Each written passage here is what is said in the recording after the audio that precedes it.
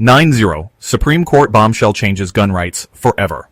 While the media was chasing headlines, the Supreme Court quietly issued one of its most powerful rulings in years, and almost no one noticed. In a rare 9-0 unanimous decision, the court didn't just settle a case, it redrew the boundaries between the government and the people, between law enforcement and lawful gun owners. This ruling goes far beyond one police shooting. It resets how the courts treat the Fourth Amendment, and it directly impacts how the Second Amendment is interpreted in real-world encounters. If you carry, own, or even believe in gun rights, this affects you now.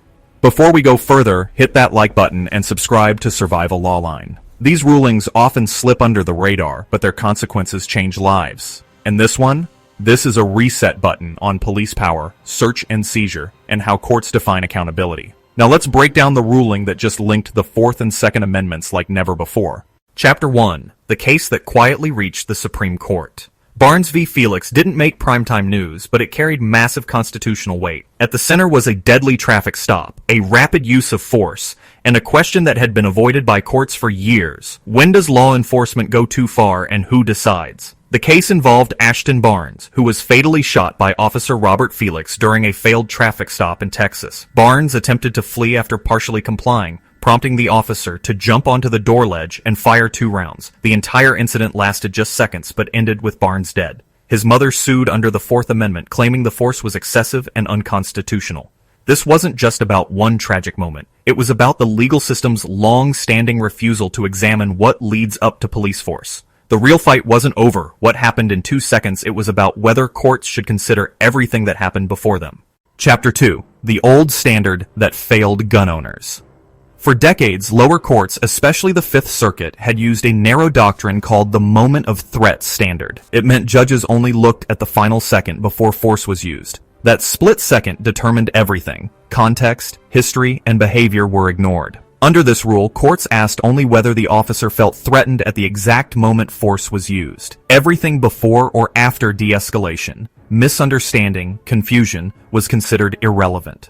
In Barnes' case, the court ruled the officer's fear in the moment justified deadly force. This standard led to countless dismissals of excessive force lawsuits before they could even reach a jury. For lawful gun owners, this doctrine was dangerous. It meant that even legal actions reaching for ID, informing police you're armed, could be misinterpreted in a flash, and courts wouldn't ask why. That legal blind spot has now been directly challenged by the highest court in the country. Chapter 3. The Supreme Court breaks its silence. In a unified and forceful 9-0 decision, the Supreme Court rejected the moment of threat doctrine entirely. Writing for the court, Justice Elena Kagan made it clear, when it comes to the Fourth Amendment, context matters, and courts must consider the entire story, not just the ending. The court ruled that excessive force cases must be reviewed under the totality of the circumstances. This includes what led to the officer's decisions, not just what happened in the moment force was applied. It reinstates the requirement that force be objectively reasonable, not just perceived as such in a vacuum. This shifts the legal landscape nationwide, requiring deeper scrutiny of all law enforcement conduct in deadly encounters. This wasn't just a clarification, it was a constitutional correction. The justices didn't split along ideological lines. T-Hay stood together, signaling that lower courts had gone too far for too long. And in doing so, they opened the door for new defenses of lawful gun ownership and personal liberty. Chapter 4. Why this ruling matters for gun owners. At first glance, this case looks like it's about police procedures, but for armed citizens, it's a legal revolution. The court's decision now protects lawful carriers from being judged solely on how an officer reacted in fear. Instead, courts must examine whether that fear was justified at all. Lawful carry encounters traffic stops, red flag visits, knock and talks, often escalate quickly. Until now, if force was used, courts only looked at whether the officer claimed to feel threatened in that instant. This decision forces courts to ask what led up to that reaction, including whether the citizen followed the law. Gun owners who were misunderstood, profiled, or misidentified now have a constitutional shield rooted in context. For the first time in years, courts must recognize that carrying a firearm, even visibly or legally, cannot automatically justify a deadly response. The totality standard protects you not only as a gun owner, but as someone whose rights must be evaluated in full, not just in a moment of panic.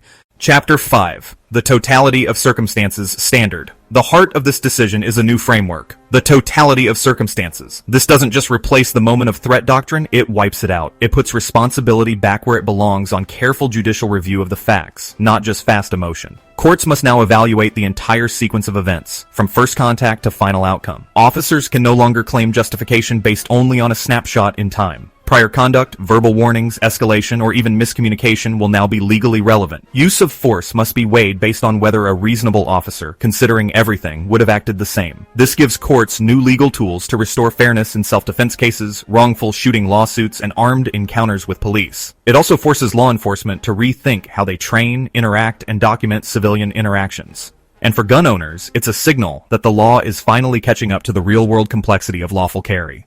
Chapter 6. The Ripple Across Every Courtroom in America.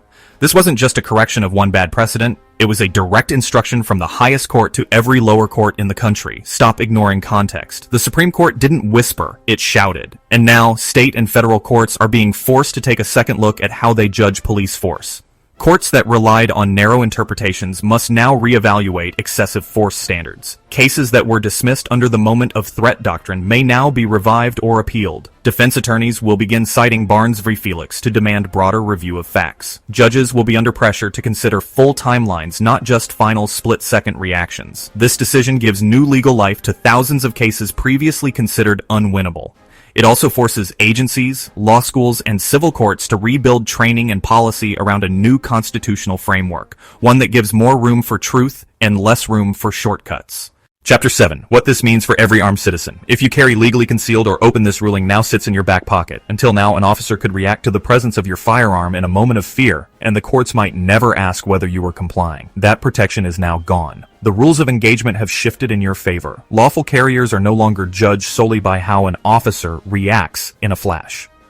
Courts will now review if the officer misunderstood your legal behavior as a threat. This helps gun owners avoid being blamed for fatal misunderstandings during stops. You now have a stronger constitutional foundation if your rights are violated. This does not mean every shooting becomes illegal. It means the legal system finally considers whether the situation could have been avoided altogether. That's not a weakness in law enforcement. That's strength in liberty. And it protects you in those tense, real-life encounters where every move matters. Chapter 8. A new relationship between the Second and Fourth Amendments. For decades, the Second and Fourth Amendments lived on separate legal islands. One protects your right to bear arms, the other protected you from unreasonable searches and seizures. But this ruling merges them, and that changes the game for everyone who owns or carries a gun. The ruling affirms that the right to carry must be respected during any police interaction. Courts must now review whether that legal carry was misunderstood and escalated unnecessarily. Officers can no longer use the mere presence of a firearm as justification for deadly force. This reinforces the idea that constitutional rights must be protected together, not separately. Your right to bear arms is now tied directly to your right to be free from unjustified harm while exercising that right. That's the real impact of this case. It doesn't just defend your trigger finger, it defends your freedom of movement, your bodily autonomy, and your right to walk away without fear. Chapter 9. How law enforcement must now adapt. This ruling doesn't just affect courts, it transforms the way law enforcement must think, act, and train. Officers can no longer rely on outdated legal doctrines to justify immediate escalation. They must now answer for how they approached, interpreted, and managed a situation from the very beginning. Police training must now emphasize de-escalation and total scene awareness. Departments will need to revise use of force policies to align with the new standard. Body cam footage and pre-force conduct will now carry more legal weight. Officers may be held liable for creating dangerous situations through poor decisions. This is not anti-police, this is pro-constitutional. It protects good officers and challenges lazy policy. By holding law enforcement accountable to the full chain of events, the ruling makes every encounter safer, more professional, and more respectful of your rights as a citizen. Chapter 10. Why this isn't just a victory. It's a warning. This ruling is being called the Miranda of use of force cases, and that's no exaggeration. It sets a national precedent, forces every court to reevaluate past mistakes, and puts accountability back into the system. But don't mistake it for an endpoint. It's the beginning of a much bigger fight. States will now see increased litigation from wrongful shooting victims and legal gun carriers. Gun control advocates may try to weaponize the new standard against self-defense claims. Law enforcement lobbies may push back, attempting to preserve older use of force practices. Future rulings will determine how far this standard can go or whether it gets undermined. For now, gun owners have gained a powerful tool, one that demands clarity, context, and fairness. But the next few years will determine whether this decision becomes the new norm, or just another opinion waiting to be ignored. That's why staying informed is no longer optional. It's your responsibility as a rights-bearing American. Stay armed, stay aware, stay free. Barnes v. Felix is more than a court case, it's a turning point. For the first time in years, the Supreme Court has connected your right to carry with your right to not be unjustly harmed for doing so. It's a new legal shield, but one that still needs warriors behind it. If you believe in constitutional truth, subscribe to Survival Lawline right now. Like this video to help it reach the people who need to hear this. And drop a comment below. Are you more confident carrying today knowing the courts must now see the full picture? This nation was built by armed scholars, and it will be maintained by them. Stay armed, stay aware, stay free.